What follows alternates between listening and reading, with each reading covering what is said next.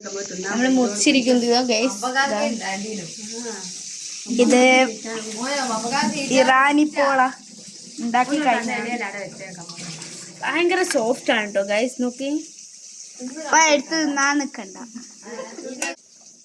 നല്ല സോഫ്റ്റ് ആണ് ഗൈസ്.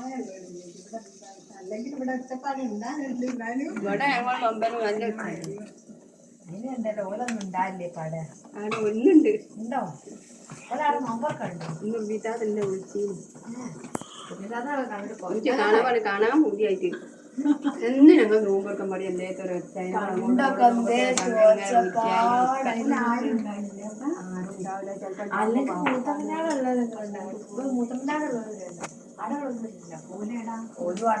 മുറുക്കിനി